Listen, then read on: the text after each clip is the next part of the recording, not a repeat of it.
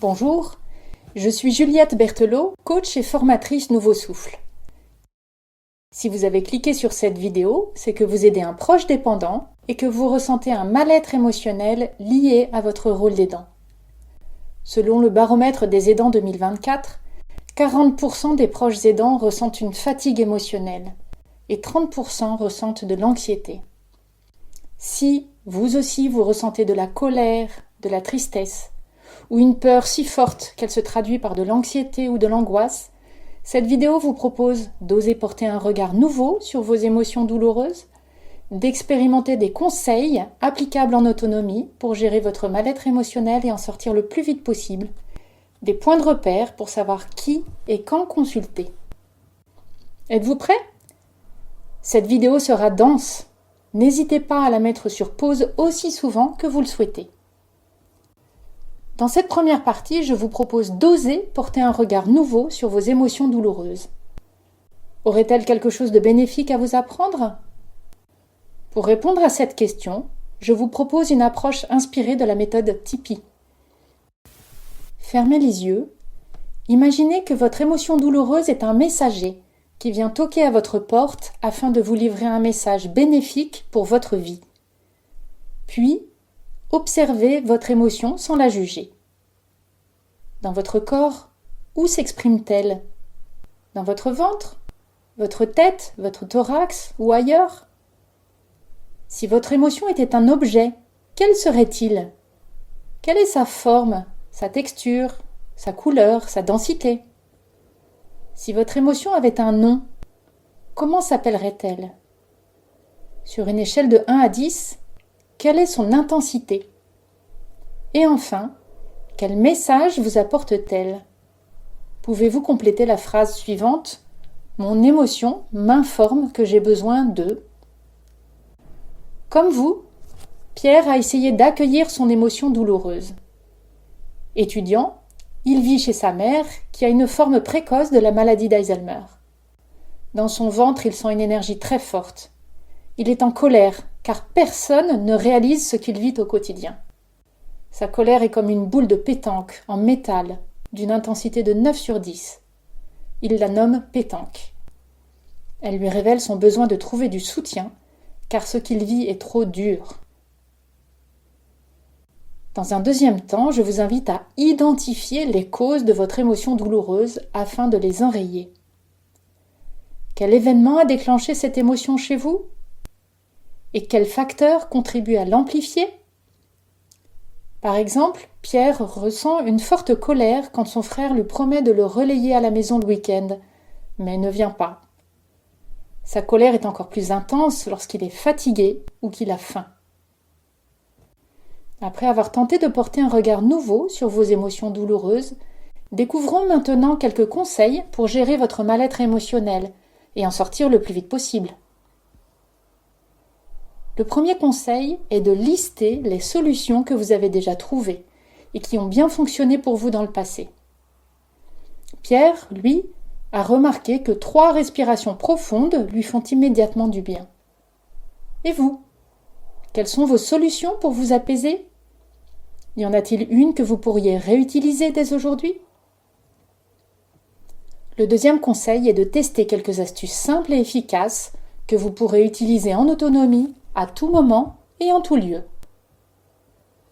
La première astuce est de boire une goutte d'huile essentielle de petits grains bigarade diluée dans un verre d'eau, excepté si vous êtes enceinte. Vous en trouverez facilement en pharmacie. Cela permet à Pierre de s'apaiser en quelques minutes. Un aromathérapeute pourra vous faire des recommandations adaptées à votre situation. La deuxième astuce est de pratiquer la visualisation positive. Inspirée de la Brain Gym, elle vous permettra d'envisager plus sereinement une situation qui vous inquiète. Je vous propose de la pratiquer dès maintenant ou de programmer un moment pour le faire. Prévoyez au moins 3 minutes dans un endroit au calme. Buvez un verre d'eau. Respirez profondément. Puis posez légèrement la pulpe de vos doigts au milieu de votre front, sur la ligne située à mi-chemin entre vos sourcils et vos cheveux. Pensez rapidement à l'événement qui vous inquiète, puis Prenez le temps d'imaginer cet événement comme vous aimeriez qu'il se passe. Visualisez les lieux, les couleurs, les personnes, votre comportement et celui des autres. Écoutez les sons, touchez les éléments, sentez les odeurs. Après l'exercice, repensez à l'événement et constatez que vous pensez maintenant à des choses agréables à son propos.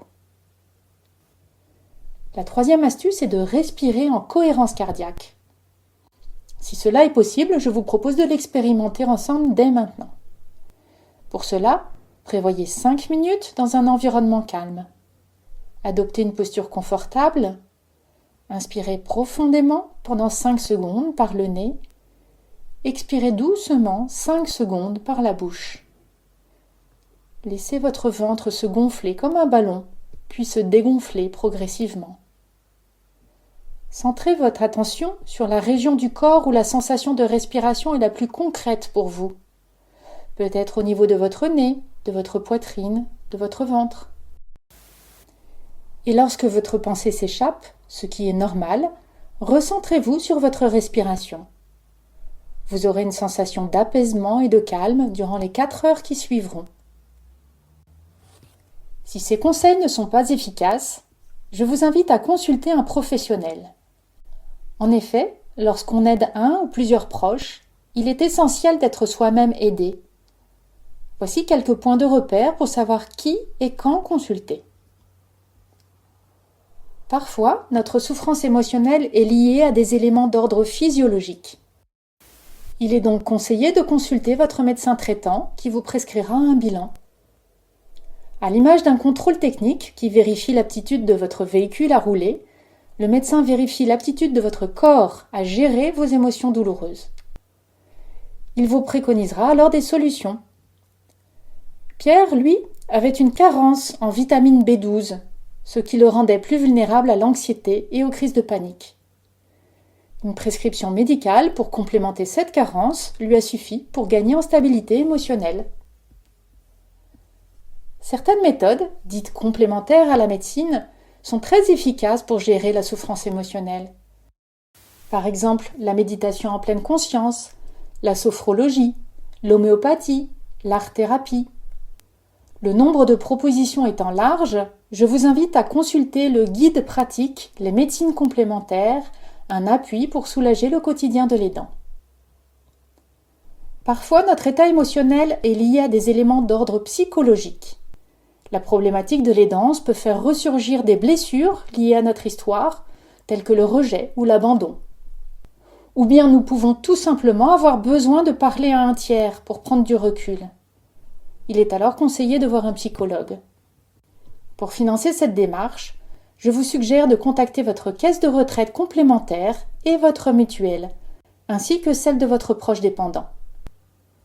Vous pouvez également bénéficier de dispositifs gratuits tels que Mon soutien psy, qui permet de bénéficier de 12 séances prises en charge par l'assurance maladie, et Mon parcours prévention, qui permet une prise en charge globale aux ressortissants de l'Agirc-Arrco, âgés de plus de 50 ans.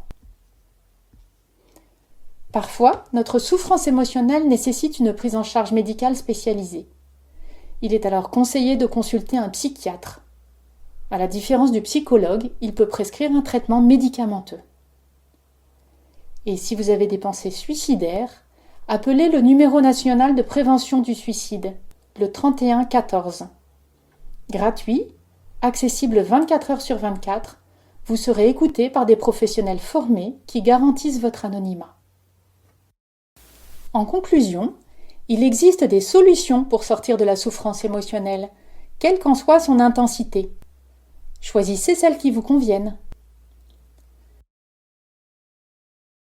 Nous arrivons au terme de cette vidéo. Si elle vous a été utile, pensez à la partager.